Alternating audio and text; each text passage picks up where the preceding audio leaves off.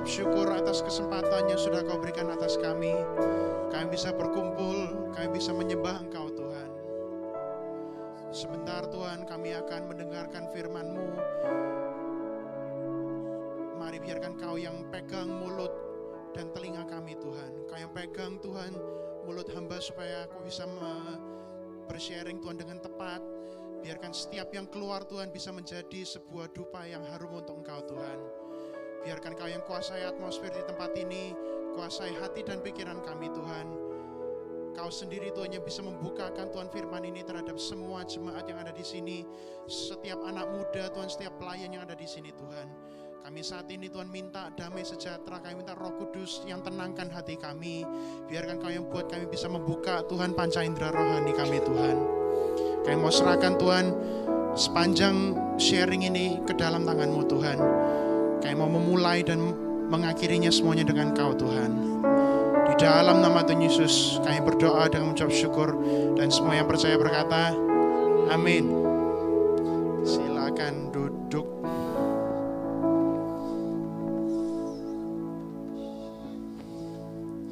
Shalom.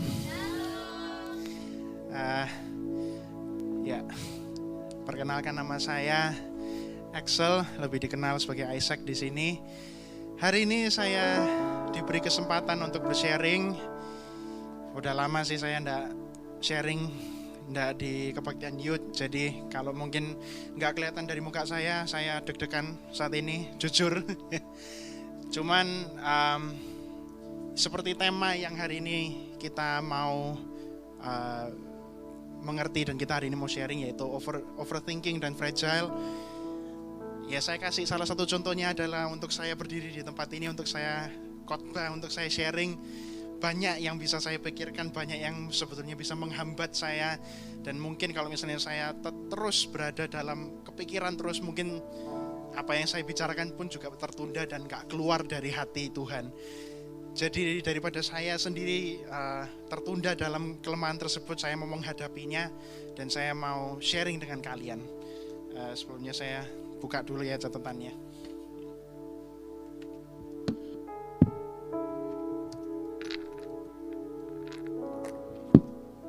Oke, ya, jadi tema bulan ini kan fragile dan overthink.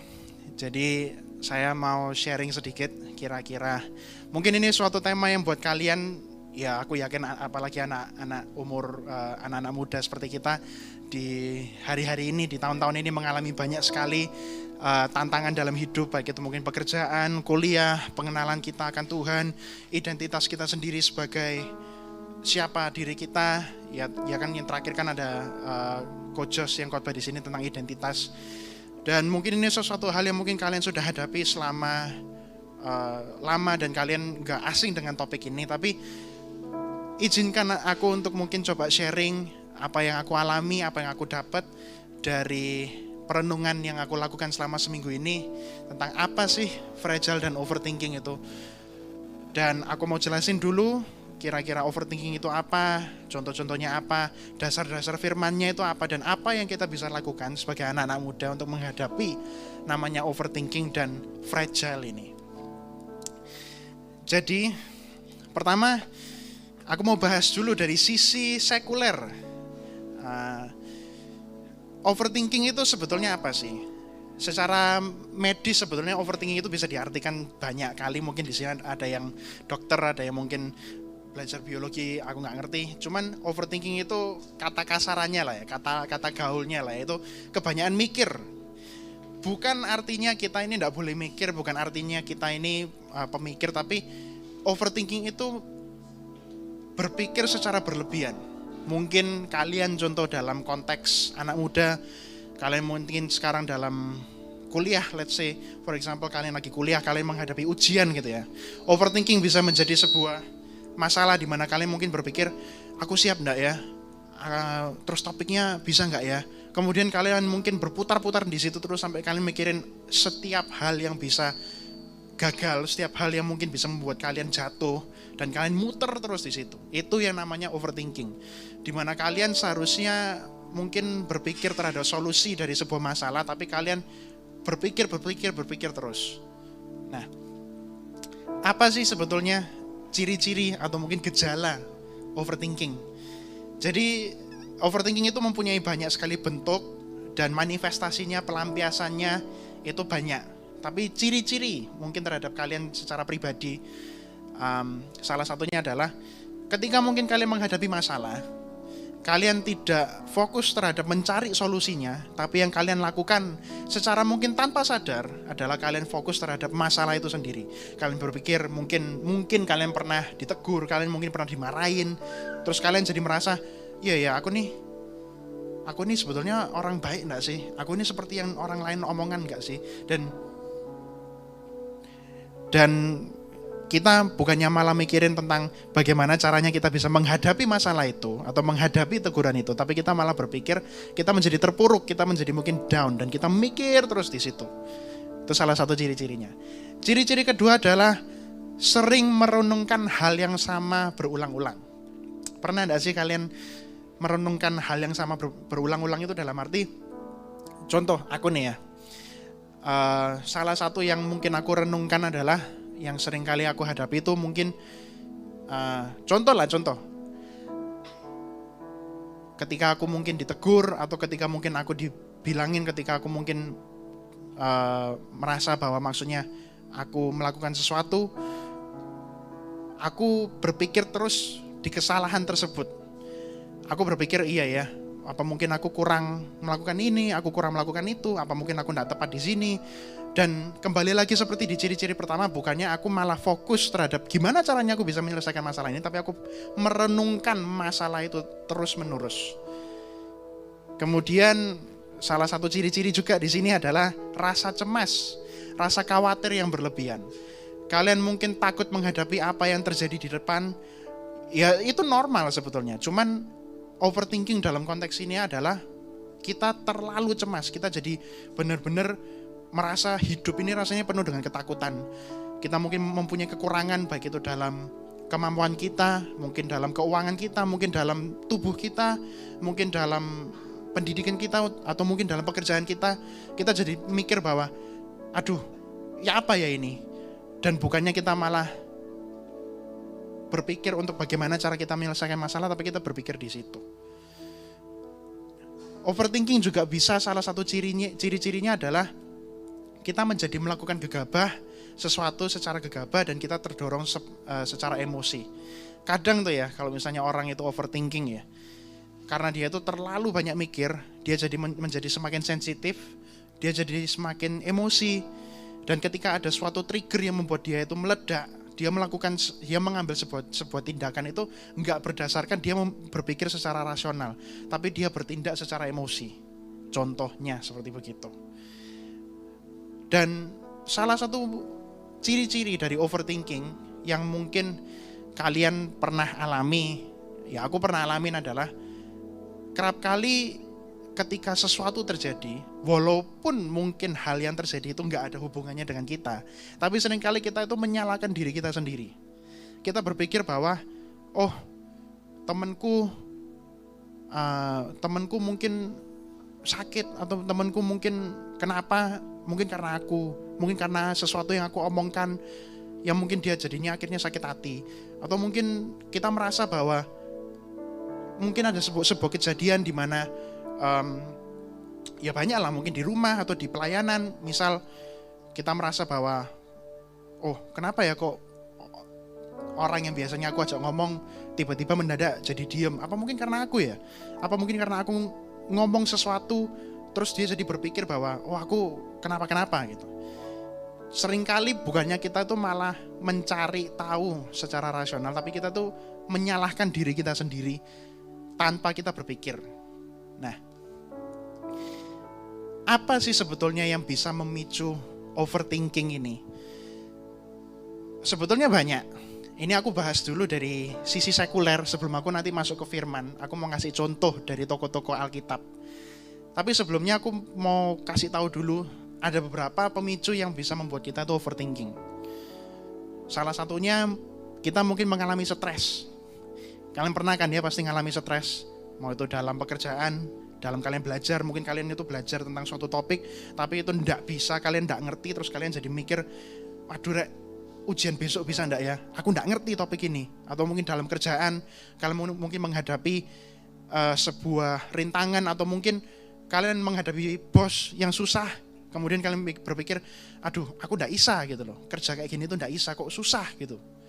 Dan itu membuat kita semakin overthinking, dan kita semakin berpikir enggak terhadap masalahnya, tapi kita berpikir apakah kita ini kompeten, apakah kita ini cukup baik untuk ada di posisi seperti ini.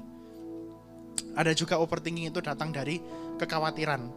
Sebetulnya untuk kita itu berpikir, untuk kita itu merasakan kekhawatiran itu sesuatu hal yang normal gitu loh. Justru kalau kita itu menghadapi apa-apa terus kita itu tidak merasakan apa-apa, kita tidak merasakan sesuatu yang urgent, tidak merasakan sesuatu di mana, contoh lah ya, kayak misalnya kita ada pesawat nih, kita mau naik pesawat jam 4, terus mereka terbangnya jam 4, tapi kita baru datang airport tuh setengah 4. Ya of course kalau misalnya gitu kita kan pasti khawatir ketinggalan pesawat, khawatir kita tidak bisa pergi ke destinasi kita, terus kita khawatir akan banyak hal gitu loh. Itu hal yang manusiawi, hal yang normal untuk kita itu alamin gitu loh. Cuman apa sih yang dimaksud dengan overthinking adalah kekhawatiran yang berlebih-lebih gitu. Contoh nih, maksudnya aku kasih contoh yang simple mungkin lah ya. Kalian misal kembali lagi, misalnya kalian ada misalnya jam 4 sore kalian itu ada pesawat. Kemudian kalian tuh sudah datang dari jam 1 siang gitu loh, di airport. Logikanya seharusnya kalian ketinggalan pesawat atau enggak? Seharusnya kan enggak. Tapi ada ada beberapa teman-teman yang mungkin ketika kita tuh datang jam 1 siang itu pun kita tuh masih kepikiran, kita tuh masih khawatir, aduh nanti koperku enggak bisa masuk, nanti aku enggak kebagian tempat duduk, padahal udah booking ada tempat duduk. Mungkin pesawatnya nanti bakal delay, mungkin nanti pesawatnya bakal kenapa, apa semua kayak gitu. Nah, itu salah satu ciri-ciri dari kekhawatiran yang berlebih-lebihan yang akhirnya menyebabkan kita menjadi overthinking. Terus ada juga overthinking itu bisa datang dari trauma. Trauma itu bisa menjadi sebuah trigger dari banyak sekali overthinking yang terjadi terhadap diri kita sendiri. Trauma apa? Mungkin kita dulu pernah mengalami masalah dalam keluarga, kita mungkin dulu pernah mengalami mungkin kita dulu pernah mempunyai krisis kepercayaan diri, mungkin dulu pernah dibilangin, oh kamu, ya kalau dulu di sekolah lah ya, dibilang, oh kamu gendut, kamu bodoh, kamu nggak bisa apa-apa. Dan mungkin dari situ semua kalian mengalami sebuah krisis kepercayaan diri di mana kalian melihat diri kalian itu sebagai sesuatu yang nggak layak, atau mungkin kalian merasa kayak iya ya, aku mungkin seperti yang orang ini omongkan dan aku jadi nggak percaya diri gitu loh. Itu menjadi sebuah trauma dan itu yang membuat kita overthinking. Kenapa kok bisa jadi overthinking? Karena ketika kita sudah mungkin berlagak dewasa, tapi kita nggak beresin krisis dalam hidup kita sendiri itu, kita jadi merasa bahwa setiap hal yang mungkin terjadi itu kita bukan fokus ke masalahnya, tapi kita fokus ke diri kita sendiri gitu loh. Kita jadi merasa bahwa iya ya, aku dulu kan dijelek-jelek no, terus aku sekarang kayak gini, ya berarti memang aku dasarnya nggak kena gitu loh, dasarnya aku nggak baik gitu. Trauma mungkin akan kita mungkin sering dulu dikatain mungkin dari orang tua kita, mungkin dulu mempunyai orang tua yang mungkin selalu bilang ke kita nggak cukup, mungkin kita misalnya mendapatkan nilai, ada gitu ya orang-orang yang mungkin mempunyai orang tua, kalau misalnya dia mendapatkan nilai 95, bukannya malah dipuji, tapi dibilang kurang 5 100. Atau mungkin mendapatkan nilainya 97, kurang 3 100. Atau mungkin dibanding-bandingkan dengan orang lain gitu. Itu yang membuat kita tuh jadi mempunyai krisis kepercayaan diri terhadap diri kita sendiri. Dan itu membuat kita menjadi memikirkan banyak sekali hal yang akhirnya membuat kita tuh semakin terhambat, merasa bahwa diri kita ini tidak cukup. Nah, aku mau ngasih sebuah contoh gitu ya. Orang-orang overthinker itu sebetulnya ada banyak sekali ciri-cirinya selain yang tadi aku bilang. Cenderung orang-orang ini itu mungkin bisa mempunyai habit, mempunyai kebiasaan untuk menjadi perfeksionis. Perfeksionis dalam arti setiap hal yang dia lakukan dia harus mempunyai sebuah kontrol terhadap hal itu. Kenapa? Karena dia takut kalau misalnya ada hal yang tidak bisa dia kontrol, itu membuat dia kehilangan kontrol dan akan menjadikan sesuatu kegagalan gitu loh. Dan itu membuat orang-orang ini tuh jadi mungkin sangat detail, sangat micromanage. Bukannya itu salah ya. Cuman kalau itu berlebihan, itu justru akan membuat sebuah kerusakan, bukannya malah membuat kita tuh semakin maju. Contoh, aku sekarang kerja di sebuah perusahaan korporat dan aku belajar di bawah, aku membawahi sebuah tim isinya ada 15 orang. Dalam trainingku dalam pekerjaan, sebetulnya itu diajarkan bahwa untuk kita itu bisa memanfaatkan sih, kayak melihat kekuatan orang, mengenali diri mereka. Justru yang kita harus lakukan adalah kita harus mempunyai sebuah kapasitas untuk memberi kepercayaan terhadap orang-orang yang ada di bawah kita untuk bisa melakukan tanggung jawab mereka. Maksudnya apa? Contoh, kalau misalnya aku ngasih temanku sebuah tugas untuk dia itu beli makanan contohnya, ya aku bakal ngomong sama dia, tok, ya wis kamu beli makanan, caranya gimana terserah, yang penting makanan itu datang. Selama cara itu legal ya, jangan nyuri gitu ya. Nah, tapi seringkali kadang-kadang untuk kita tuh memberi kepercayaan terhadap teman kita, terhadap tim kita, atau mungkin terhadap orang-orang lain, itu sesuatu yang susah kalau kita itu overthinking. Kenapa? Karena kita memikirkan hal-hal yang bisa dilakukan secara salah, hal-hal yang bisa mungkin membuat apa yang kita maksud itu nggak ditangkap gitu loh. Dan itu jadi membuat kita takut, dan itu membuat kita harus ngontrol setiap aspek dari hal ini gitu. Membuat kita menjadi seorang perfeksionis yang berlebih-lebihan gitu loh. Dan justru aku melihat bahwa micromanaging dalam hal ini tuh tidaklah selalu berdampak baik terhadap nggak hanya diri kita, tapi terhadap orang-orang yang ada di bawah kita. Bukannya mereka ini bisa dikasih kesempatan untuk bertumbuh, tapi justru mereka akhirnya merasa terkekang dan mereka merasa setiap hal yang aku lakuin ini salah karena tidak sesuai dengan cara apa yang dimau oleh diri saya. Contohnya kayak gitu, sebagai ketua dari tim tersebut. Nah, jadi dari situ saya belajar untuk bisa memberi mereka kesempatan, memberi mereka sebuah kepercayaan sedikit demi sedikit untuk saya tuh bisa merasa bahwa ya udahlah, maksudnya kalau misalnya memang salah pun minimal itu menjadi sebuah pembelajaran buat mereka. Tapi ada banyak sekali orang-orang, teman-teman saya yang kenal, di mana mereka masih belum bisa melakukan itu karena mereka takut, karena mereka overthink. Nah, kalau misal kita mau masuk dalam firman Tuhan, apa sih sebetulnya yang kita bisa tarik sebagai contoh ya dari overthinking ini? Sebetulnya kalau kalian lihat di Alkitab, ya otomatis nama pikiran berlebih-lebih atau overthink itu nggak tertulis ya di Alkitab. Karena ketika Alkitab itu ditulis, kesehatan mental itu masih belum sesuatu yang dipelajari oleh orang-orang di zaman itu gitu. Tapi dari beberapa cerita kita bisa menarik sebuah kesimpulan, atau kita at least bisa melihat bahwa mereka terdorong atau ini ada unsur-unsur overthinking. Contoh, yang pertama, kalau misal kita ngelihat nih ya di Kejadian, coba kita buka firman ya, Kejadian 18 ayat 20 sampai 33. Aku nggak akan baca semuanya ini, tapi di ayat ini kalau misalnya kita bisa pergi ke ayat 21 deh, coba. Di ayat 21 tuliskan, baiklah aku turun untuk melihat apakah benar-benar mereka telah berkelakuan seperti keluh kesah orang yang telah sampai kepadaku atau tidak, aku hendak mengetahuinya. Sebagai konteks ini tuh Abraham ketika dia tuh didatangi oleh Tuhan dan berbincang masalah Sodom dan Gomora. Kalau kalian tahu ceritanya ya.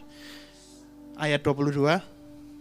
Lalu berpalinglah orang-orang itu dari situ dan berjalan ke Sodom. Tetapi Abraham masih tetap berdiri di hadapan Tuhan. Ayat selanjutnya. Abraham datang mendekat dan berkata, apakah engkau akan melenyapkan orang benar bersama-sama dengan orang fasik? Next.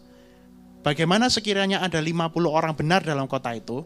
Apakah engkau akan melenyapkan tempat itu dan tidakkah engkau mengampuninya karena ke-50 orang benar yang ada di dalamnya itu? Next.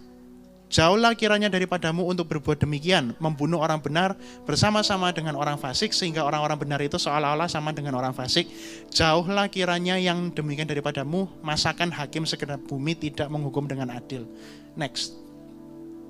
Tuhan berfirman, jika aku dapati 50 orang benar dalam kota Sodom, aku akan mengampuni seluruh tempat itu karena mereka. Next. Abraham menyahut, sesungguhnya aku telah memberanikan diri berkata kepada Tuhan, walaupun aku debu dan abu. Next. Sekiranya kurang 5 dari ke-50 orang benar itu, apakah engkau akan memusnahkan seluruh kota itu karena yang 5 itu? Firman-Nya, aku tidak akan memusnahkannya jika aku dapati 45 di sana. Next. Lagi Abraham melanjutkan perkataannya kepadanya, sekiranya 40, firman-Nya, aku tidak akan berbuat demikian karena yang 40 itu. Next. Katanya, janganlah kiranya Tuhan murka kalau aku berkata sekali lagi, kalau 30 orang didapati di sana benar, aku tidak akan berbuat demikian jika aku dapati 30 di sana. Next. Katanya, sesungguhnya aku telah memberanikan diri berkata kepada Tuhan, sekiranya 20 didapati di sana, firman-Nya, aku tidak akan memusnahkannya karena yang 20 itu. Next, katanya janganlah kiranya Tuhan murka kalau aku berkata lagi sekali ini saja, sekiranya 10 didapati di sana, firman-Nya, aku tidak akan memusnahkannya karena yang 10 itu. Dan next, lalu pergilah Tuhan setelah ia selesai berfirman kepada Abraham, dan kembalilah Abraham ke tempat tinggalnya. Sekilas kalau mungkin kalian melihat cerita ini, apa hubungannya dengan overthink? Kan kalau misalnya kita melihat cerita ini mungkin nggak bisa langsung kita bilang, oh ini berhubungan langsung dengan overthink. Tapi kalian harus mengerti konteksnya gitu. Abraham kan punya, aku lupa ya, Lot itu ponakan. Dia mau punya ponakan namanya Lot. Kalian tahu Lot kan? Lot itu yang istrinya jadi tiang garam pas waktu Sodom dan Gomora dihancurkan. Dan Lot itu tinggal di Sodom dan Gomora. Nah, Tuhan itu mau memusnahkan kota-kota ini gitu loh. Dan Abraham, of course sebagai keluarga, dia khawatir akan Lot. Makanya dia itu bertanya dari 50 jadi 45, jadi 45, jadi 40, 30, 20 sampai 10. Kenapa? Karena dia mungkin kepikiran kalau misal cuman ada 50 orang di sana, kira-kira Tuhan bakal musnahin Sodom dan Gomora dan Lot enggak ya? Karena kan kita di zaman itu kita enggak tahu Tuhan itu kalau memusnahkan kota itu gimana gitu kan. Apakah lewat dari meteor, apakah lewat dari apa tiba-tiba orang itu semua tiba-tiba mati, kita enggak tahu. Tapi yang kita pikirkan di saat itu mungkin sebagai Abraham adalah ponakanku bisa jadi mati kalau misal Sodom dan Gomora dihancurkan. Makanya dia berbarter terus dengan Tuhan. Apakah itu sesuatu hal yang salah? Ya di Alkitab ini enggak ditulis bahwa itu sesuatu hal yang salah.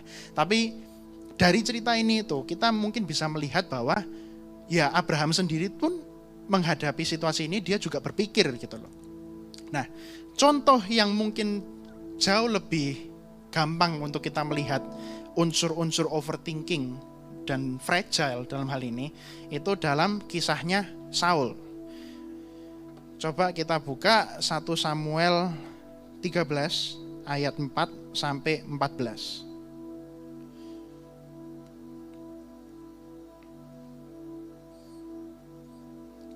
Bentar ya guys.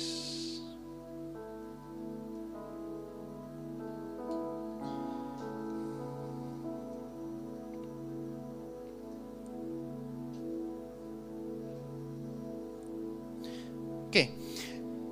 1 Samuel 13 ayat 4 sampai 14.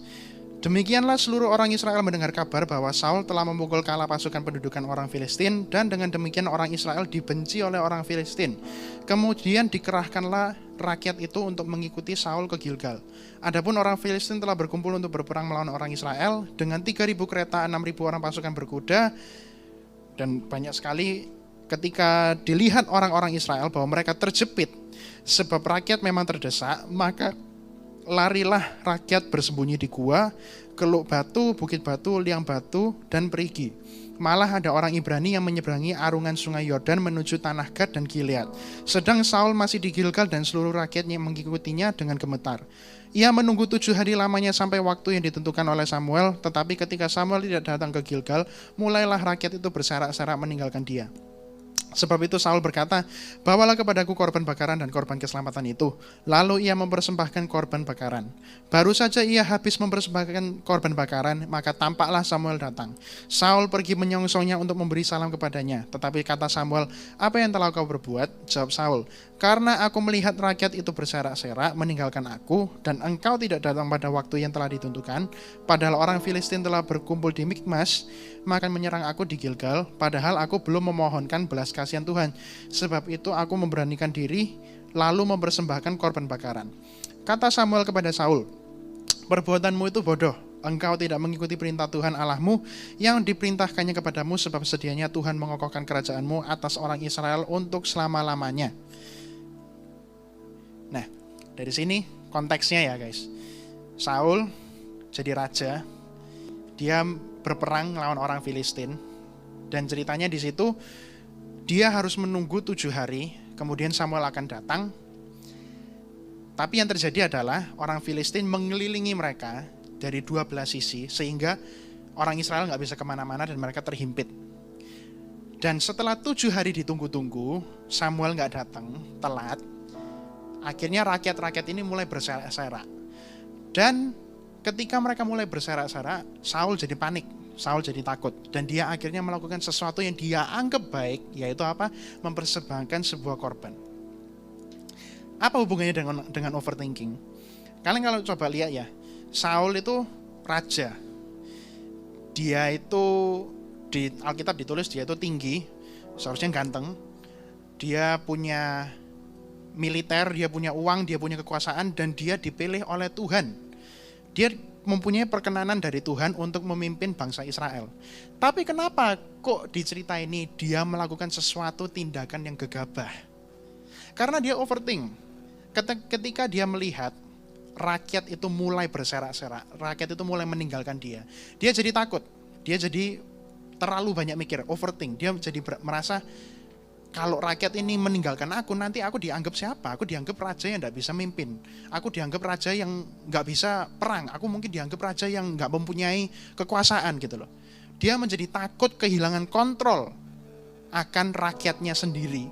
Akhirnya dia melakukan sesuatu yang dia anggap, loh kan biasanya kalau kondisi seperti ini berarti aku harus mempersembahkan sebuah korban.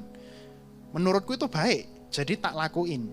Tapi kemudian Samuel datang kan, dan dia bilang itu sebuah tindakan yang bodoh. Kenapa? Karena seringkali ketika kita overthink, ketika kita itu mempunyai masalah dan kita itu berpikir terhadap masalah itu, kita tidak tenang, kita tidak kalem dulu, kita tidak berpikir secara rasional. Seringkali kita tuh kepancing emosi, kita kepancing menjadi sensitif, dan kita akhirnya melakukan sebuah tindakan yang gegabah. Aku ngalami hal ini, maksudnya aku sharing ini ke kalian. Aku juga orang yang maksudnya salah satu kelemahanku adalah orang yang gak sabaran. Kadang untuk melakukan sebuah, kalau harus menunggu untuk sesuatu, aku gak suka nunggu. Karena kalau misalnya nunggu itu sesuatu yang membuat aku merasa gak aman. Karena aku merasa, contoh nih ya, aku pas waktu awal-awal aku mencari kerja, aku mencari lowongan kerja. Kan biasanya kalian harus apply, kalian harus masukin CV kalian, kemudian kalian harus tunggu sampai nanti dari pihak mereka untuk membalas gitu. Aku enggak suka nunggu itu, karena aku enggak tahu aku ini gagal atau enggak gitu. Walaupun mungkin sudah ada nubuatan, mungkin sudah ada doa-doa di mana dibilang kamu akan sukses, kamu akan menemui kerjaan, tapi aku enggak bisa tenang gitu loh. Kenapa? Karena aku takut aku gagal. Dan seringkali karena aku terlalu mikir aku ini gagal, bukannya aku tuh malah fokus mencari kerjaan di tempat-tempat lain, dan terus aku apply, memperbanyak CV-ku, memperbanyak perusahaan-perusahaan. Aku tuh justru malah mikir di satu hal itu, ya perusahaan A ini gagal atau enggak ya, apalagi kalau udah interview. Mungkin dari kalian yang dari sini yang udah pernah kerja, kalian pernah interview kan? Terus kalian dari interview tuh kalian berhadapan dengan manajer, kalian berhadapan dengan orang yang interview kalian.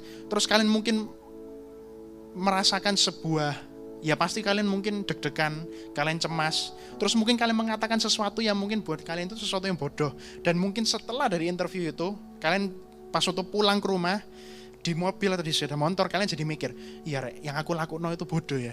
Duh, kenapa kok aku ngomong gitu ya? Aduh, aku kira-kira kalau ngomong kayak gitu berhasil enggak ya aku masuk kayak gitu. Bukannya kita tuh justru malah kita itu fokus untuk melakukan hal lain. Contoh, ya aku tak apply ke perusahaan lain, aku tak masukkan CV ku ke perusahaan lain, siapa tahu aku sukses kan. Tapi aku malah fokus di satu perusahaan itu, satu interview itu yang seharusnya tidak menentukan nasibku gitu loh. Aku jadi berpikir tentang hal-hal kecil, hal-hal peritilan yang maksudnya nggak ada hubungannya gitu loh. Nah, sama halnya dengan Saul gitu loh. Dia itu raja, sudah dikasih perkenanan sama Tuhan, sudah diurapi sama Samuel. Seharusnya dia kan seharusnya nggak ngapain khawatir gitu loh. Dia sudah pernah mengalami mujizat oleh Tuhan yang keledai itu ya. Dia sudah pernah mengalami namanya dijamah Tuhan itu apa. Dan sekarang rakyat-rakyat dia melihat, bukan melihat ke Tuhannya, tapi dia melihat ke kondisi yaitu apa. Ini orang-orang keluar semua ini, orang-orang ngilang semua gitu loh. Dan bukannya dia itu malah duduk diam dan tenang, dia malah melakukan sebuah tindakan yang gegabah. Mungkin Saul di saat itu dia mungkin melakukan, malah dia mungkin bilang ke rakyatnya, jangan keluar gitu loh, maksudnya tetap di sini. Tapi rakyat, makanya tema kita hari ini adalah overthink dan fragile. Terlalu banyak mikir dan kerapuhan dalam diri kita. Hal ini gimana kok bisa connect? Karena apa sih artinya kerapuhan itu?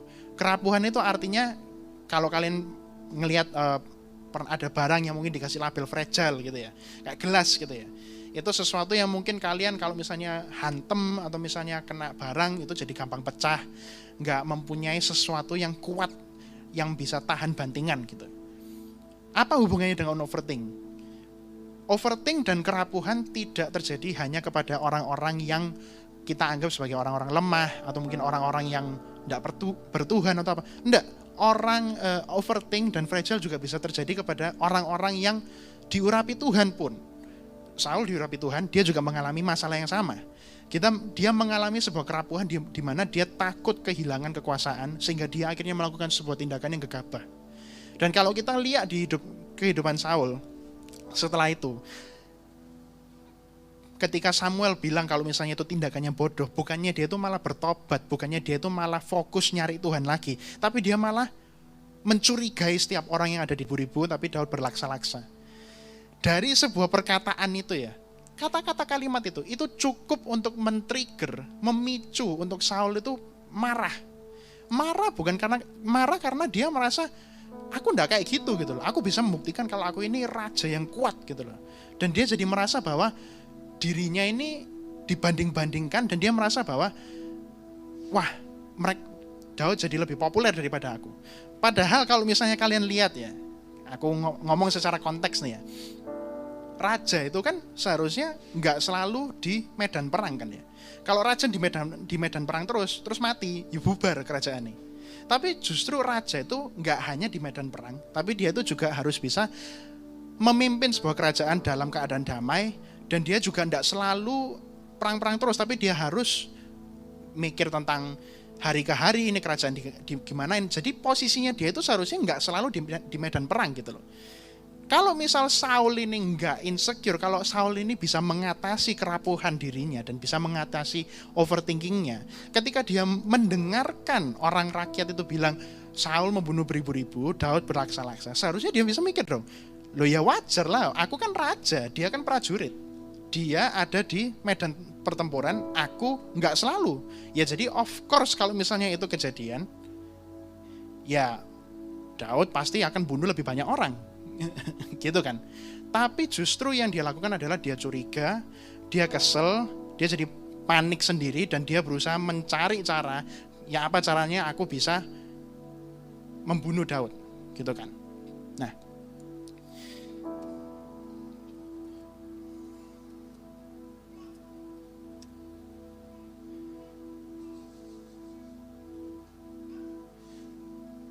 Nah dari situ kita tuh bisa melihat gitu loh, bahwa kalau misal kita tuh tidak mengatasi kerapuhan di dalam diri kita tidak mengatasi namanya overthinking, jadinya nanti bisa jadi Saul. Apa yang seharusnya sudah ditentukan itu milik kita, apa yang seharusnya kita tuh nggak usah kita tuh insecure, justru kita tuh malah jadinya mikirnya jadi takutnya ke sana. Gitu. Nah kalau kita sudah mengerti ini, mana cara kita mengatasi fragile dan overthinking dalam kehidupan kita. Karena sehebat-hebatnya kita, tetap kita harus menghadapi sebuah masalah gitu loh. Dan dalam kita menghadapi sebuah masalah, sebetulnya yang mestinya itu bukan dari permasalahan itu, tapi respons kita terhadap masalah tersebut bagaimana gitu loh. Nah, cara kita mengatasi fragile dan overthinking bagaimana? Aku mau buka ayat dulu di Efesus 6 ayat 12. Karena perjuangan kita bukanlah melawan darah dan daging, tetapi melawan pemerintah-pemerintah, melawan penguasa-penguasa, melawan penghulu-penghulu dunia yang gelap ini, melawan roh-roh jahat di udara. Punyailah pengertian, guys, bahwa sebetulnya yang kita hadapi ini bukan masalah kita secara fisik aja, tapi kita tuh menghadapi roh-roh jahat, kita juga menghadapi kuasa-kuasa gelap yang ada di alam roh gitu. Mempunyai kekhawatiran, mempunyai kepikiran, itu hal yang normal untuk kita sebagai manusia. Tapi kalau itu berlebihan, itu bisa dipakai tanpa kita sadar oleh bermacam-macam roh jahat ini, di mana mereka bisa secara kita tidak sadar membuat pikiran kita menjadi overthink, membuat kita menjadi rapuh, dan membuat kita lupa bahwa kita ini anak Tuhan, gitu loh. Kita ini tidak sekedar manusia, guys. Kita ini anak-anak Tuhan, gitu loh. Jadi bagaimana caranya kita tuh bisa mengerti bahwa kita ini anak-anak Tuhan dan mengatasi fragile dan overthinking itu. Mari kita buka Yesaya 26 ayat 3. Yang hatinya teguh, kau jagai dengan damai sejahtera, sebab kepadamulah ia percaya. Yang pertama, teguhkanlah hatimu. Teguhkanlah hatimu, gimana caranya? Kan ada di Alkitab bilang kan ya, hati itu dari hatilah terpancar segala macam hal lah pokoknya intinya. Hati itu intinya jendela dalam jiwa kita gitu loh. Bagaimana caranya kita tuh menjaga hati kita untuk tetap teguh, untuk kita tuh tetap bisa mempunyai kepercayaan terhadap diri kita sendiri dan kepada Tuhan. Kalau secara firman kita bisa melakukan yaitu apa? Membaca firman, berdoa kepada Tuhan. Karena firman itu berisikan ayat-ayat yang bisa kita baca, yang bisa kita pakai sebagai sebuah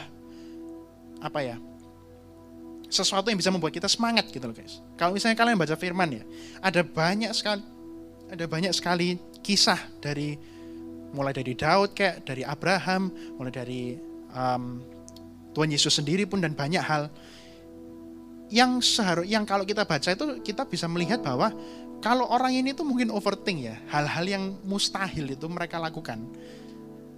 Kalau mereka aja bisa, kita anak-anak Tuhan pun juga bisa gitu.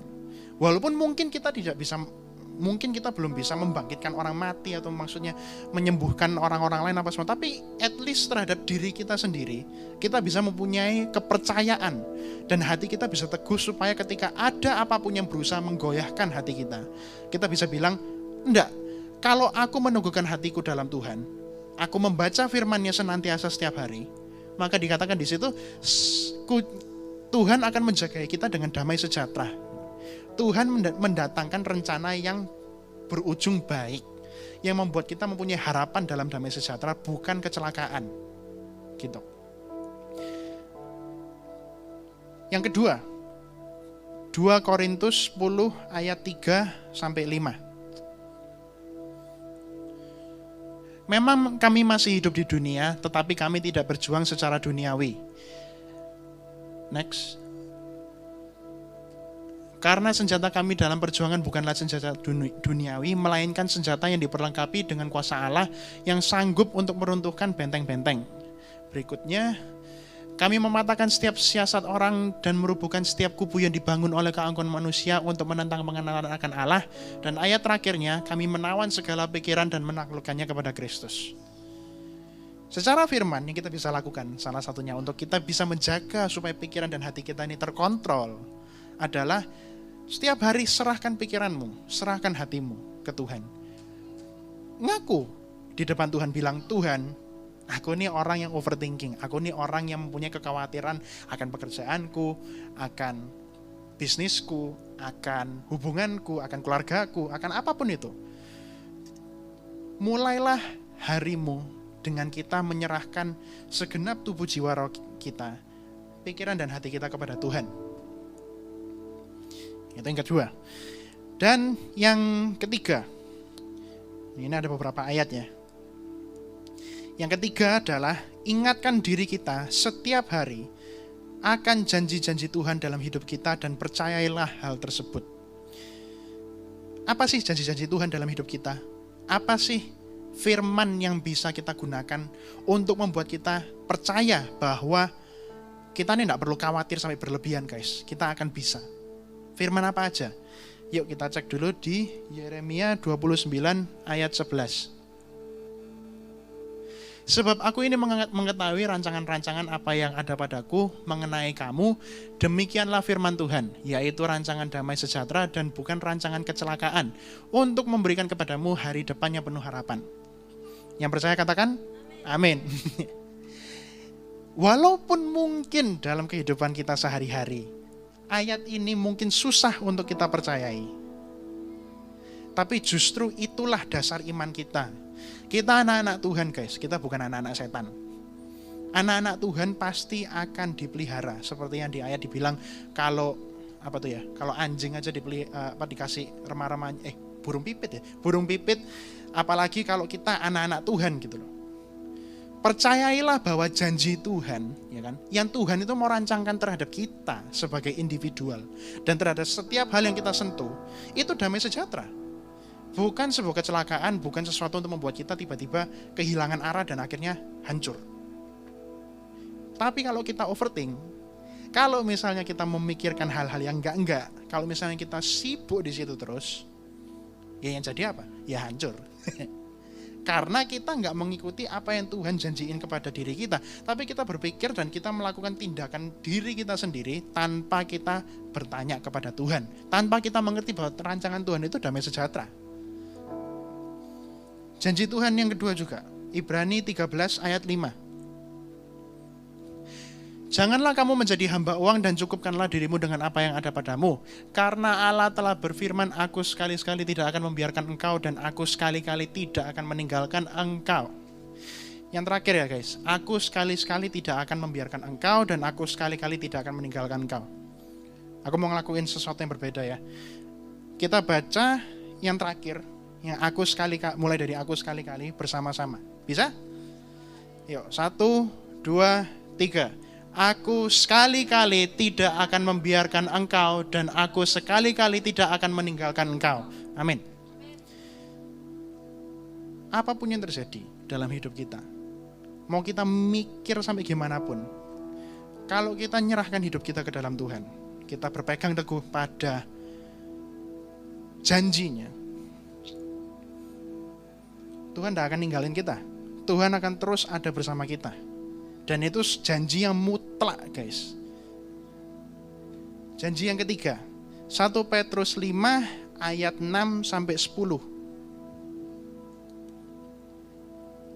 Karena itu rendahkanlah dirimu di bawah tangan Tuhan yang kuat, supaya kamu ditinggikannya pada waktunya. Serahkanlah segala kekhawatiranmu kepadanya, sebab Ia yang memelihara kamu. Sadarlah dan berjaga-jagalah, lawanmu si iblis berjalan keliling sama seperti singa yang mengaum-ngaum dan mencari orang yang dapat ditelannya.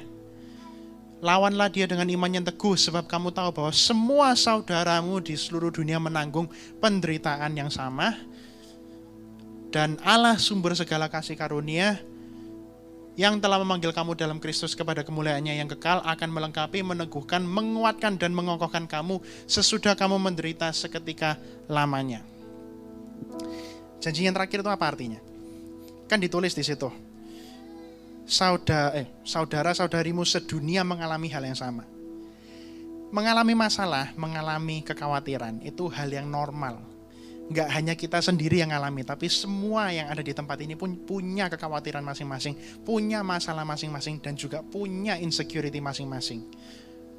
Buat kalian mungkin itu insecurity masalah masa depanmu, buat yang lain itu masalah keluarga, buat yang lain masalah hubungan, yang lain mungkin masalah uang dan macam-macam. Semuanya mempunyai permasalahan. Tapi kalau kita berpegang teguh pada janjinya, kita bilang serahkan semua kekhawatiranmu kepada Tuhan. Dan nanti Allah sumber segala kasih karunia yang akan melengkapi, meneguhkan, menguatkan, dan mengokohkan kamu sesudah kamu menderita seketika lamanya. Semua yang kita alami saat ini, semua masalah yang kita hadapi, yang seharusnya bisa membuat kita overthink, itu ada maknanya. Itu nggak sia-sia kalau kita berpegang teguh pada janji Tuhan. Jadi jangan kita mikirin masalahnya toh. Mikir bahwa ya masalah apapun yang aku hadapi saat ini, ya aku mau hadapi dengan Tuhan gitu. Aku mau menyerahkan kepada Tuhan semua kekhawatiranku. Gimana caranya menyerahkan? Doa. Doa tidak harus sesuatu yang maksudnya kita lakukan secara formal atau kita harus pakai bahasa roh, harus pakai apa. Doa sesimpel kita bangun pagi, kita seperti yang aku tadi bilang, kita bangun pagi kita bilang ke Tuhan, Tuhan aku mau menyerahkan kekhawatiranku, menyerahkan semua masalah-masalah yang aku akan hadapi hari ini, yang aku akan hadapi besok dan seterusnya ke dalam tangan-Mu, dan aku mau berjalan dengan Engkau. Itu dari segi firman. Nah, tapi bagian terakhir yang aku mau bahas adalah bagaimana cara kita menghandle fragile dan overthinking ini secara teknis. Karena dari firman aja, dari yang kita pelajari pun itu nggak cukup, karena iman tanpa perbuatan hakikatnya mati. Tetap kita harus bertindak. Nah, dari beberapa yang aku mau bahas setelah ini secara teknis, ini yang aku alami juga secara pribadi, dan mungkin ini sesuatu yang mungkin buat kalian bisa kalian aplikasikan, mungkin belum. Aku cuma mau sharing. Yang pertama, kalau kita tuh menghadapi overthinking, kita menghadapi kepikiran, bagaimana cara kita menghindari menghindari habit seperti itu. Yang aku alami dan yang aku temukan solusinya sejauh ini ya, adalah fokus terhadap hal-hal yang ada di depan kita sekarang. Kalian kalau menghadapi masalah di hari itu, yaitu masalah untuk hari itu. Nggak usah mikir maksudnya ke depannya gimana, nggak usah mikir besoknya gimana, nggak usah mikir nanti ini kemana aja. Fokus dengan masalah yang kalian hadapi sekarang dan fokus hanya di situ. Kalian lihat tugas-tugas kalian, kalian perhatikan bagian-bagian kalian, fokusnya di situ. Nggak usah fokusnya di lain. Karena kalau kita fokusnya tercerai-berai, kita nggak akan bisa menyelesaikan masalah tersebut. Gitu. Dan yang kedua, yang aku sering hadapi dari diriku sendiri pun, filter omongan-omongan orang di sekitarmu, bahkan terhadap orang-orang yang ada di atas, di bawah, maupun dimanapun posisinya. Artinya apa sih guys? Yang aku sering temukan dari dalam diriku sendiri, secara pengalaman, dan juga dari teman-temanku.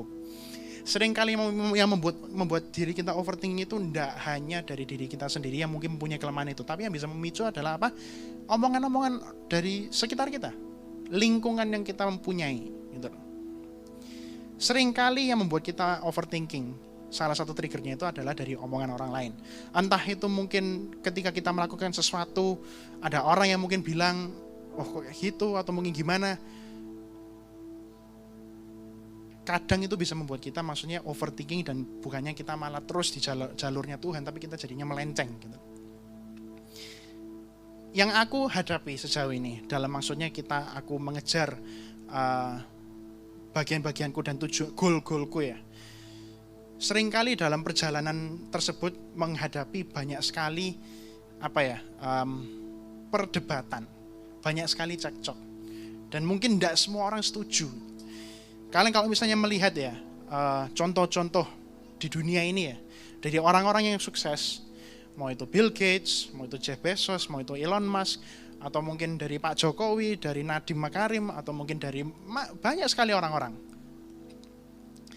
Kalian kalau misalnya tanya sama mereka, pasti mereka juga pernah menghadapi situasi yang sama. Ketika mereka mungkin melakukan sesuatu, mereka berusaha membuat sesuatu, tapi justru yang mereka dapat adalah apa? Bukannya malah support dari orang lain, tapi justru orang-orang lain ada yang nyinyir. Beda ya, kritik dan nyinyir. Kalau misal dulu, yang kalian tahu Tokopedia lah ya pasti ya. Aku baca sebuah artikel sebetulnya di mana di Tokped itu ya. Tokopedia itu dulu kan dibikin sama 2 orang. Aku lupa namanya, pokoknya salah satunya itu namanya Kevin, dan tidak salah.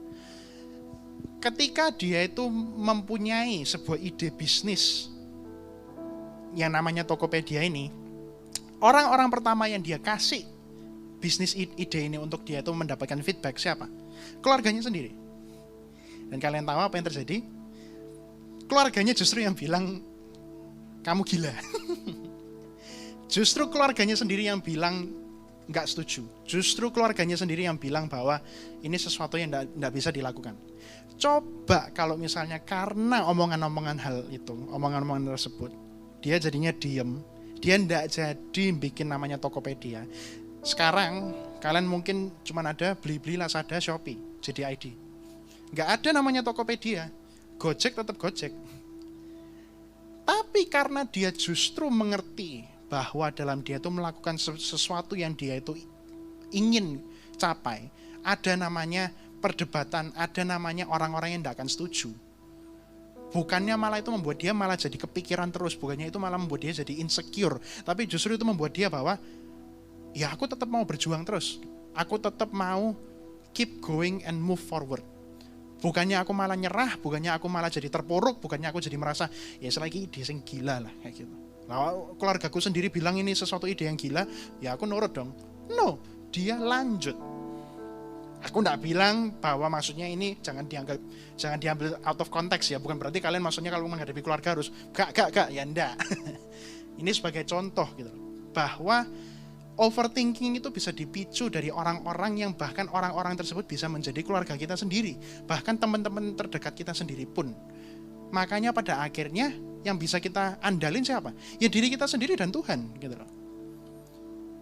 Orang bisa ngomong apapun tentang apa yang kamu lakuin, dan apapun yang kamu lakuin, walaupun itu baik, pada akhirnya kamu tidak akan bisa, bahasa Inggrisnya, you cannot satisfy everyone. You cannot make everyone happy with your idea, with your decision. Kamu tidak bisa membuat semua orang happy dengan keputusanmu. Bahkan ada orang-orang yang mungkin bisa membenci kamu karena keputusanmu. Tapi kalau kamu yakini dan kamu sudah dapat pasti, Tuhan, ini yang aku lakuin, dan kamu mempunyai hati yang tulus, kamu sudah bergumul sendiri dengan Tuhan, ya lanjut. Kasarannya tabrak aja. Gitu.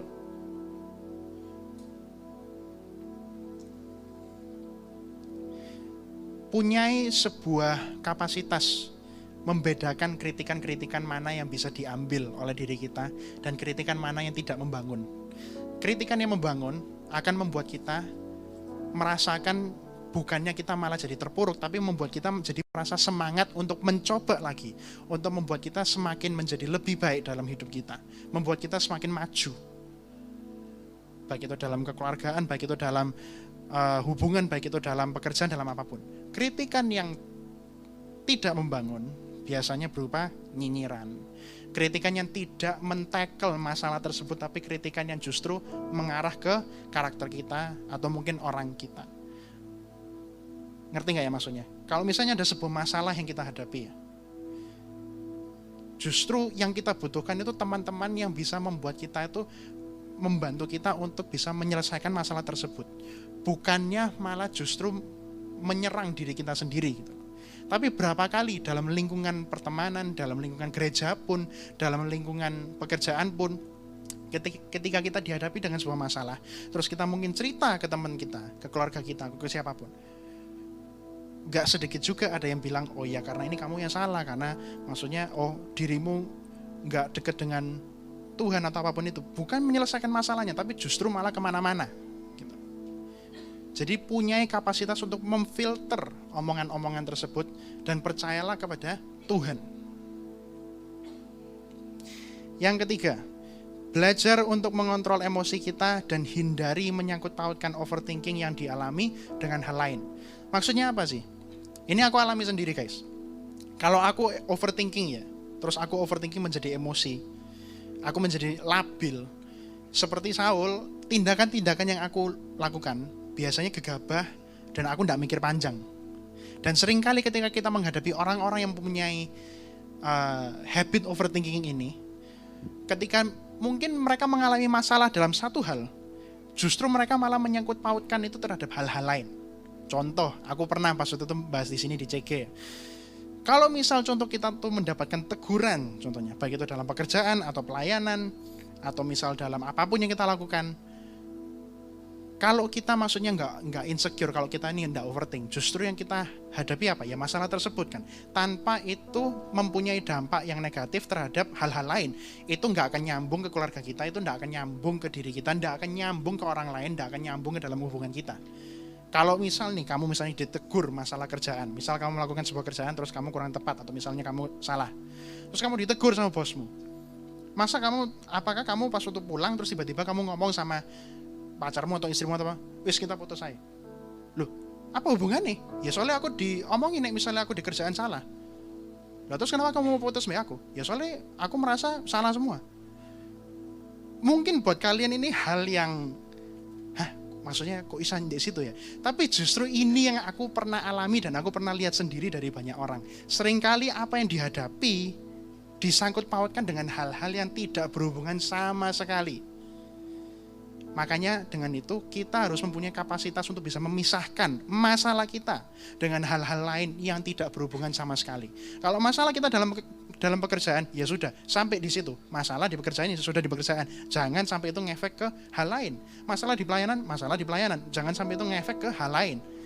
Masalah dalam diri kita sendiri, ya masalah dengan diri kita sendiri. Jangan sampai akhirnya kita akhirnya membuat itu berangsur-angsur, akhirnya merembet kemana-mana, termasuk ke teman-teman kita, ke keluarga kita, ke pacar kita, atau ke siapapun gitu.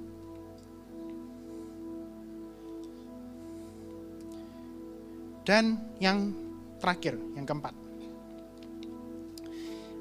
ini mungkin sedikit kontroversi, tapi aku berusaha menjelaskan dengan baik-baik ya guys, dengan pelan-pelan. Punyai kemampuan kapasitas yang cukup terukur dan dengan hikmat dari Tuhan untuk tanda kutip cuek.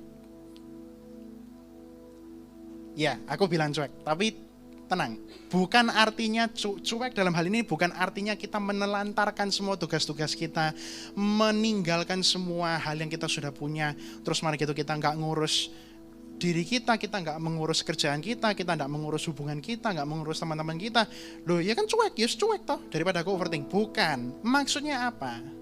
Seringkali dalam kita itu menghadapi masalah, dalam kita itu melakukan setiap hal yang kita lakukan, baik itu pekerjaan atau pelayanan, kita tuh harus menyelesaikan dulu apa yang menjadi tugas kita dulu gitu.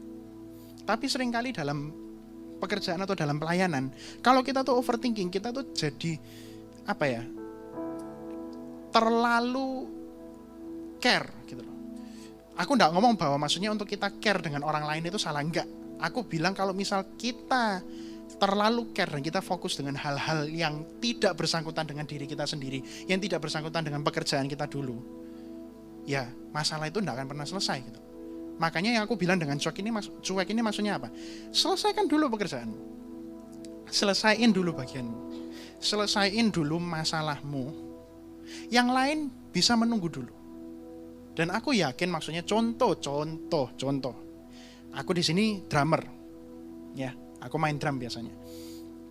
Kalau misal nih ya, minggu depan ada PD, ada persekutuan doa. Kemudian aku dikasih list lagu di mana aku harus berlatih lagu tersebut. Berarti kan tugasku adalah make sure lagu-lagu yang akan aku mainkan itu bisa dilakukan dengan baik. Aku bisa ngapalin semua naik turunnya, semua temponya, semua isi-isiannya gitu kan. Nah, tapi misal di PD itu juga mungkin ada sebuah inisiatif, maksudnya contoh mungkin harus fokus ke dekor dulu, atau harus fokus ke benerin sofa kayak, atau misalnya benerin jubah, atau benerin apa semua kayak gitu. Tapi bagianku apa? Pemusik kan. Apakah artinya dengan aku ngomong cuek aku enggak bantu? Enggak. Tapi fokus dulu dengan bagian kita dulu. Fokus dengan yang kita punya dulu. Aku fokus menyelesaikan drumku dulu. Aku nyelesain dulu list lagu-laguku. Baru setelah itu aku akan ambil waktu dan aku kasih effort untuk membantu teman-teman seperjuanganku yang lain yang ada di pelayanan, baik itu di dekor, baik itu di multimedia, baik itu dimanapun.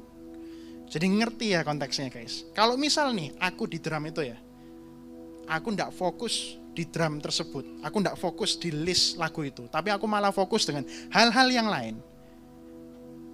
Niatnya baik, karena maksudnya mau membantu.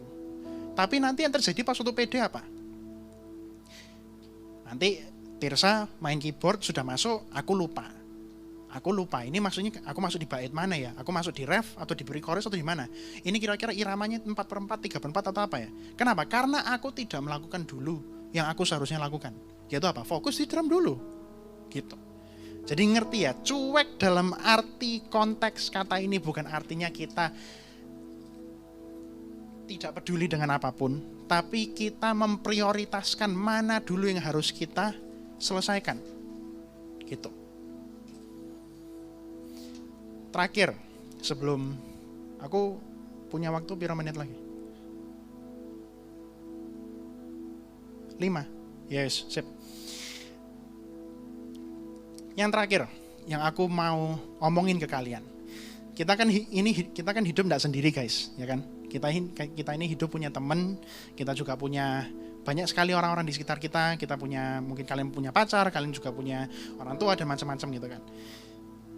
Seringkali kita tuh dihadapi dengan situasi di mana mungkin kita harus membantu teman-teman kita yang mempunyai kelemahan ini. Aku enggak bilang kelemahan sih sebetulnya, tapi ini sesuatu habit gitu loh. Karena ini sesuatu yang normal, tapi kita harus mengerti bagaimana cara kita membatasi itu supaya itu tidak merusak diri kita. Bagaimana sih caranya untuk membantu teman-teman kita yang menghadapi masalah overthinking dan fragile ini? Kalau yang dari aku alami sejauh ini ya, aku punya beberapa teman yang puji Tuhan aku deket, dan seringkali ketika ada masalah mereka cerita ke aku.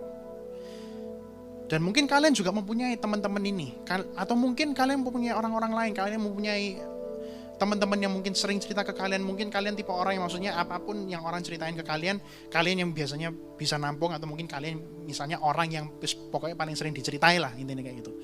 Kalau kita mempunyai teman-teman yang mungkin menghadapi masalah yang sama, bagaimana cara kita menyikapinya? Yang pertama, kalau kita itu dengerin ya cerita-ceritanya mereka, mungkin mereka itu sedang menghadapi masalah, mereka itu sedang insecure, mereka itu overthinking.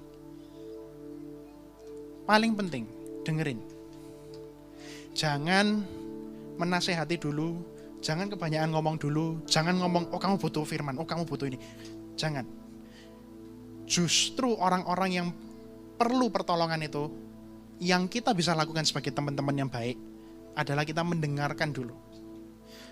Kita mendengarkan apa yang mereka alami, kita coba mengertiin dari sudut pandangnya mereka. Aku kasih contoh ya. Aku dulu kan kuliah S1 di Singapura, dan di situ ada gereja namanya City Harvest Church. Buat aku sampai sekarang pun, walaupun itu sudah 6 tahun yang lalu ketika aku itu ada di Singapura, gereja ini sampai sekarang itu merupakan gereja yang sangat berdampak dalam hidupku, dan orang-orang yang ada di sana sampai saat ini aku masih keep in contact karena aku menganggap mereka seperti saudara sendiri. Kenapa kok bisa? Karena di situ budayanya, di gereja tersebut budayanya adalah ketika kita menghadapi masalah, ketika kita ini datang, Kak, aku mengalami masalah, aku mikir kayak gini, aku rapuh, aku rusak, aku gak bisa apa. Apa yang dilakukan? Bukan dihakimi dulu, tapi didengerin dulu. Dan aku kadang-kadang bingung gitu loh, aku merasa ada beberapa gereja-gereja ini yang mungkin dari yang dulunya kecil, terus mereka jadi besar. Kok bisa gitu? Itu datang dari budaya di mana kita sebagai anak-anak Tuhan, kita mendengarkan dulu daripada kita ngomong dulu. Jadi budayakan mendengar, gitu ya.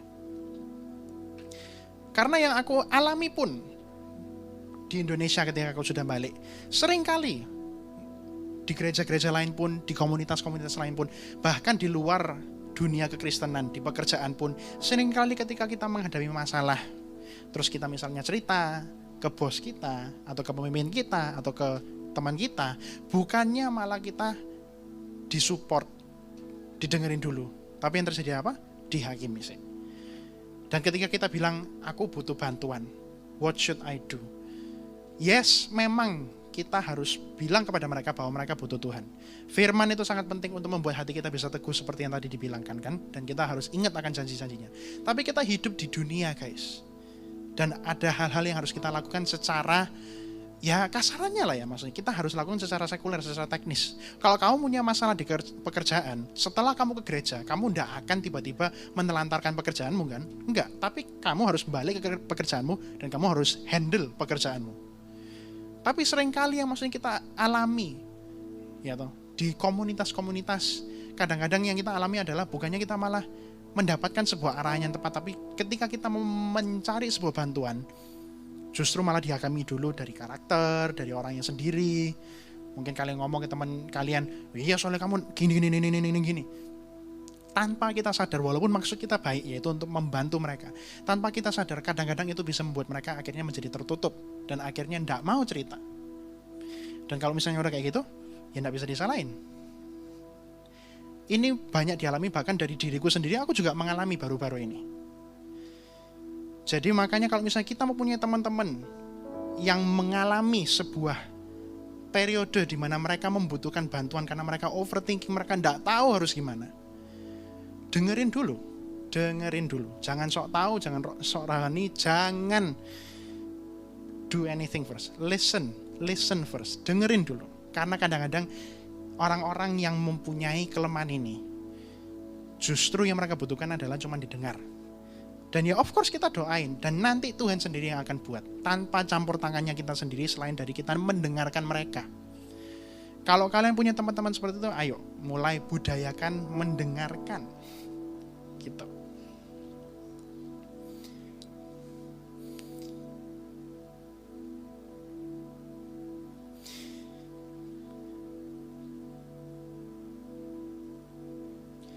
Aku mau tutup dengan sebuah sharing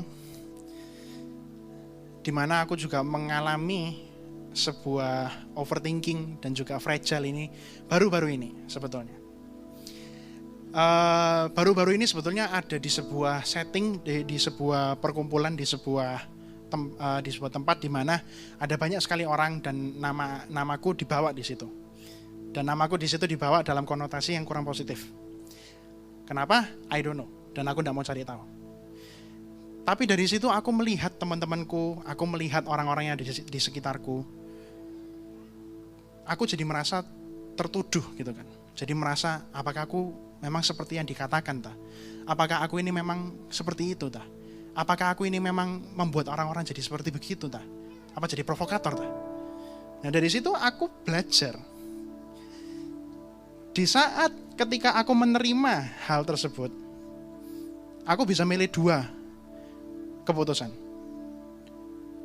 Antara aku overthink, aku mikir bahwa diriku seperti itu, bahwa aku mikir bahwa diriku itu memang tidak benar, bahwa diriku itu memang ancur-ancuran, dan aku jadi mundur dari pelayanan, aku jadi mundur dari banyak hal, dari pekerjaan, dari pertemananku, dari hubungan-hubunganku, dan aku stuck di situ. Aku tidak berusaha memperbaiki, aku tidak berusaha berubah, aku tidak berusaha untuk tetap maju. Itu pilihan pertama. Pilihan kedua adalah yang aku tadi barusan bilang ke kalian, step-stepnya. Membedakan kritikan yang membangun dan membedakan kritikan yang tidak membangun. Mengerti bahwa maksudnya overthinking akan hal-hal yang terjadi itu gak ada gunanya gitu. Aku mau cari tahu pun gak akan aku tahu, dan aku gak perlu cari tahu. Yang aku tahu adalah aku anak Tuhan. Aku melakukan dengan tulus. Aku mau fokus dengan bagian-bagianku, dengan kerjaanku, dengan pelayananku, dengan semua pertemananku dan semua hubunganku. Aku tidak mau berhenti, dan tidak akan ada yang bisa menghentikan aku. Aku mau fokus dengan apa yang Tuhan mau. Dan itu kejadiannya sebelum aku khotbah, guys. Di situ aku bisa mikir, aku ini mesti khotbah, dan baru beberapa hari yang lalu aku mengalami hal ini. Yo malu rek saja nih. Cuman apakah aku mau terus berpikir di situ? Aku mau mikir muter terus di situ, dengerin apa yang orang-orang omong tentang diriku, dengerin apa yang orang-orang lain mungkin mau bilang tentang diriku. Enggak. Aku mau benar-benar ngomong sama Tuhan. Tuhan, nek memang seperti itu, ya wis. Tapi aku mau untuk aku ndak fokus terhadap omongan-omongan tersebut. Tidak fokus terhadap apa yang orang anggap dalam diriku. Tapi aku mau fokus dengan apa yang engkau mau. Aku mau fokus dengan aku hari ini mesti khotbah. Aku tidak mau hatiku rusak. Aku tidak mau pikiranku rusak. Aku tidak mau diriku terkamiri dengan semua hal yang tidak penting itu. Aku mau tulus khotbah ke kalian untuk membagikan sharing yang mungkin, walaupun mungkin sejauh ini aku deg-degan dan mungkin aku rada tertati-tati, mungkin dari cara khotbahku putus-putus, atau mungkin ada beberapa hal yang mungkin kalian tidak ngerti. Ya, tapi aku cukup yakin dan aku merasa bahwa aku mau ngelakuin ini karena aku mau bilang ke kalian tidak sendirian. Ngalami hal ini itu hal yang akan terjadi dalam hidup kita setiap hari. Hal yang kita nggak akan pernah bisa kabur, gitu loh. Hari ini kita menang, besok ada lagi. Besok kita menang, besok lusa ada lagi. Selalu ada sesuatu hal yang baru untuk kita hadapi. Tapi kalau kita overthinking terus, kita nganggap itu sebagai sebuah masalah dan kita menjadi mendoktrin bahwa diri kita itu seperti itu, dan kita lupa bahwa kita ini anak Tuhan, bahwa kita ini tidak ada apa-apa, gitu. Ya maka sampai kapanpun kita tidak akan pergi kemana-mana, kita akan terus stuck di sana.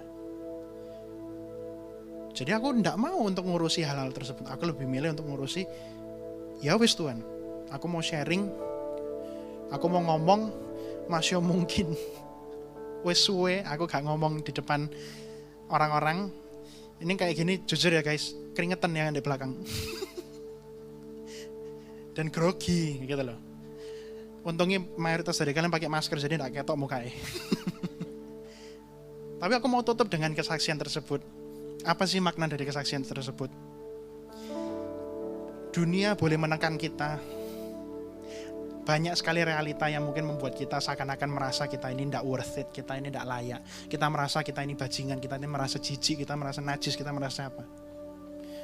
Dan kalau mungkin ada kalian yang merasa seperti itu, mungkin tidak separah itu, bahkan tapi mungkin kalian merasakan kalian mungkin mempunyai krisis kepercayaan diri.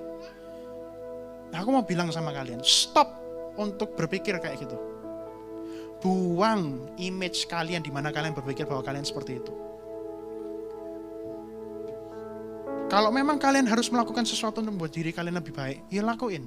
Tapi jangan anggap bahwa diri kalian itu tidak berharga. Jangan anggap bahwa karena kalian overthinking, kalian jadi merasa, aku tidak bisa apa-apa. Tapi ayo, berpegang teguh kepada firman Tuhan. Punyai teman-teman yang bisa mendukung kamu, memberi kritikan yang membangun. Dan paling penting, pede, percaya diri sedikit. Yes, kita nggak boleh sombong, tapi percaya diri itu bukan sombong. Punyai kepercayaan diri dan mengertilah semua kekhawatiran kita, semua masalah kita. Setiap pagi, setiap malam, setiap hari, ngomong sama Tuhan, serahin ke Tuhan. Kalau kalian punya teman, kalau misalnya kalian dikaruniakan dengan orang tua yang baik, yang bisa menerima kalian apa adanya, syukuri itu. Kalian bisa cerita apa-apa ke kalian, ke mereka maksudnya. Kalau ada teman-teman kalian yang mengalami hal ini, doain, dengerin, jangan sok tahu.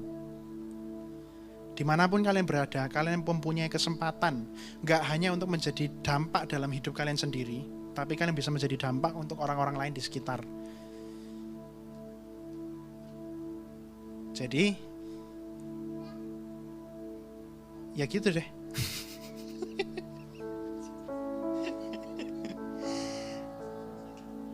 Oke. Yuk mari semua bangkit berdiri.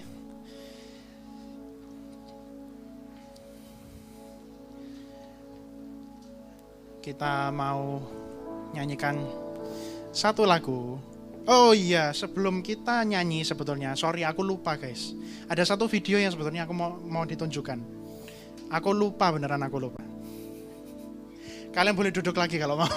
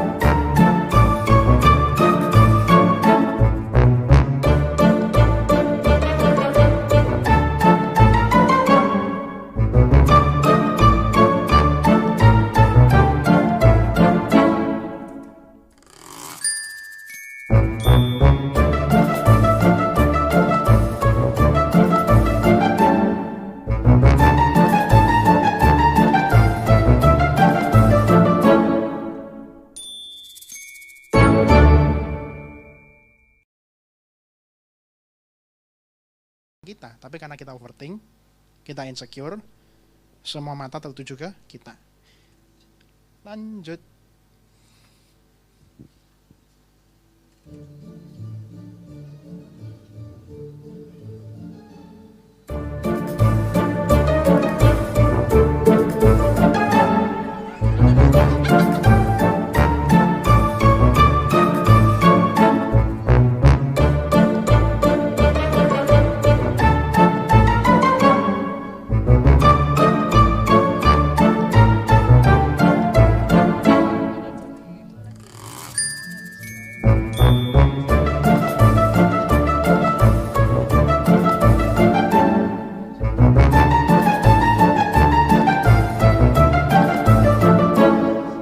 Jadi, kalau di video kedua ini kan terlihat gitu loh.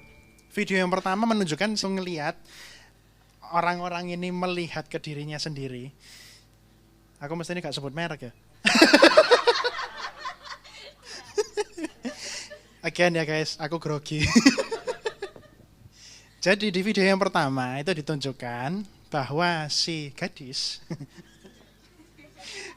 tersebut ketika melewati kerumunan orang, terus orang itu melihat ke arahnya dia merasa apa mungkin ada something wrong with me dari cara aku berpakaian atau mungkin muka aku jelek atau apa. Nah di video kedua ternyata terlihat kan si cewek-cewek melihat ke cowok ganteng. Ya kan? Ganteng, makanya dilihat. Nah kebetulan si gadis lagi di tengah jalan-jalan. Dan yang terakhir, pas waktu dia jalan di mall, si cewek berkacamata itu melihat ke arah dia, tapi si gadis ini bingung sendiri. Dia mikir apa mungkin ada yang aneh, tapi padahal si cewek berkacamata ini melihatnya apa? Ada promo Yoshinoya. Ya kan, ada diskon. Mungkin kelihatannya simple guys, tapi seringkali dalam kehidupan kita bukankah hal yang simple itu kalau kita overthinking malah justru menjadi semakin besar daripada yang seharusnya kita besarkan. Esensinya seperti itu. Santai, tenang, chill. Nggak usah terlalu overthink. Tenang. Oke? Pokoknya ingat, kalau kalian emosi, tindakan yang kalian lakukan akan gegabah. You do stupid stuff when you are emotional and when you are overthinking. Ya, yuk sekarang beneran bangkit berdiri.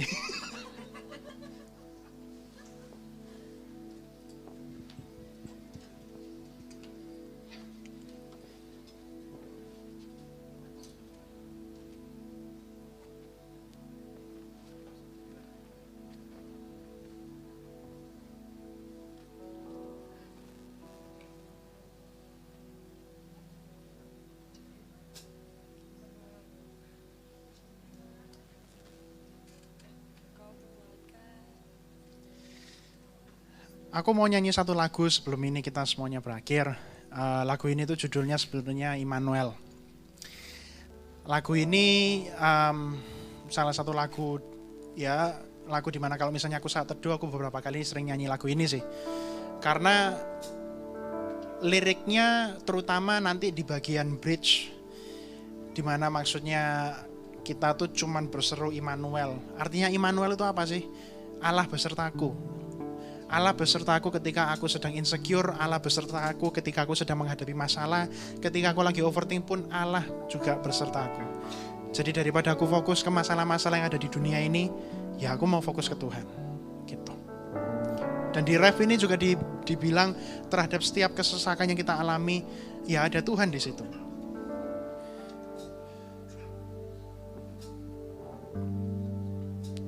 Jadi moga-moga dari lagu ini bisa membuat kita tuh mengerti bahwa masalah yang kita alami seringkali itu cuma bergantung dari cara respons hatinya kita. Kita mau mikirinnya terlalu banyak dan kita muter di masalah itu atau kita mau mikirnya ke Tuhan.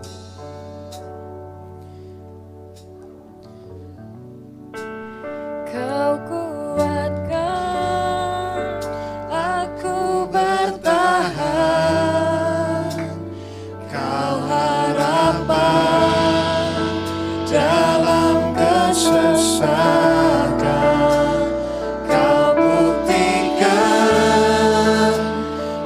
kesetiaan-Mu Tuhan, Engkau Allah Immanuel.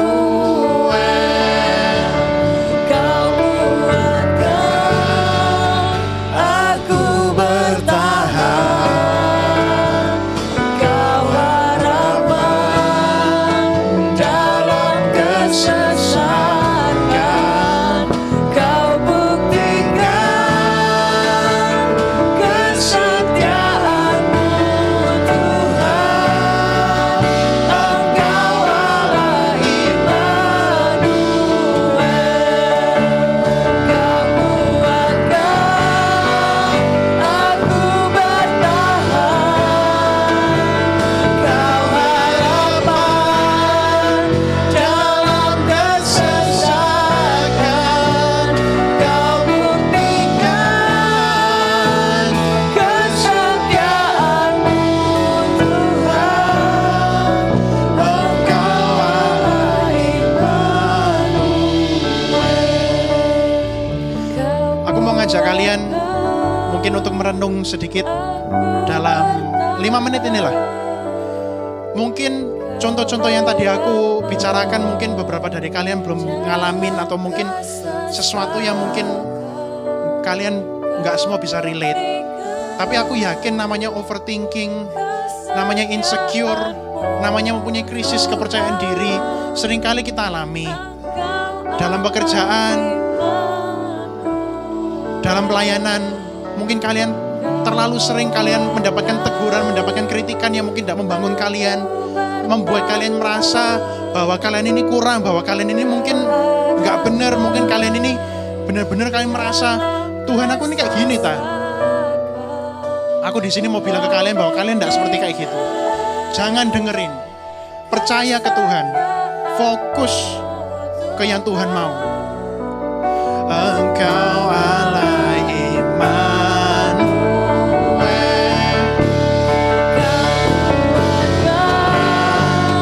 aku bertahan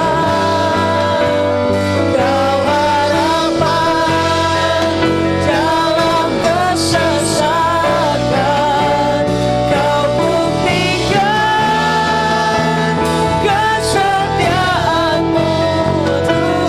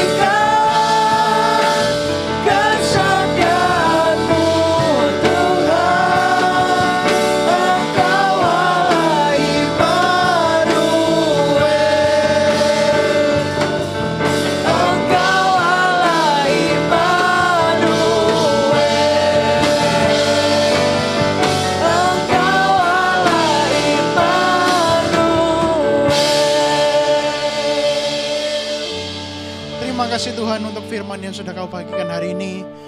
Biarkan setiap yang dari Engkau Tuhan itu melekat terhadap hati-hati orang yang mendengarkan Tuhan. Kami minta Tuhan biarkan setiap apapun Tuhan yang kami sedang pikirkan, setiap masalah yang kami sedang hadapin Tuhan. Mungkin kami sedang mengalami saat-saat di mana kami merasa kami ini nggak layak, kami mungkin merasa bahwa kami ini nggak benar, kami mungkin merasa bahwa kami kurang, kami mungkin merasa bahwa sungguh gak ada yang bisa mengerti situasi. Kami mau melihat ke Engkau Tuhan. Kami mau hanya fokus kepada Engkau Tuhan. Kami tidak mau terfokus, kami tidak mau terjerat terhadap semua omongan-omongan Tuhan. Setiap krisis kepercayaan diri kami Tuhan, Kau yang cabut Tuhan. Kau yang gantikan Tuhan dengan gambaran yang baru akan diri kami Tuhan dari Engkau Tuhan. Kami anak-anak-Mu Tuhan, kami mau melakukan semuanya Tuhan dengan setia Tuhan. Kami benar-benar Tuhan minta pertolongan-Mu Tuhan, supaya kami enggak menjadi orang yang gampang khawatir, kami enggak menjadi orang yang rapuh Tuhan, tapi kami bisa Kau kuatkan, fondasi kami Kau kokohkan Tuhan. Di saat kami mengalami semua masalah ini, biarkan kami yang bisa berkata Immanuel Tuhan. Biar kami bisa mempercayai semua perjanjian-Mu, semua firman yang sudah Kau berikan Tuhan. Biarkan sungguh itu menguatkan kami Tuhan. Sebentar Tuhan kami akan kembali Tuhan, kami akan melakukan aktivitas lain Tuhan. Biarkan Kau yang terus sertai kami Tuhan. Kami tidak mau Tuhan pulang dari persekutuan ini Tuhan dengan tangan yang kosong. Kami mau pulang dengan berkat yang dari Engkau Tuhan. Berikan kami Tuhan kekuatan yang baru. Berikan kami Tuhan kekuatan secara mental, spiritual, dan fisik yang baru Tuhan. Untuk bisa mempunyai kepercayaan terhadap Engkau secara bulat dan bisa melakukan tugas-tugas kami dengan baik Tuhan. Kami minta Kau yang kuatkan kami terus Tuhan. Kau yang tutup telinga kami atas semua omongan-omongan yang kami tidak perlu dengar. Kau yang bukakan telinga rohani kami supaya kami hanya mendengarkannya dari Engkau, bukan dari manusia Tuhan. Terima kasih Tuhan untuk semuanya Tuhan. Di dalam nama Tuhan Yesus Tuhan kami berdoa dan mengucap syukur. Dan semua yang percaya berkata, amin.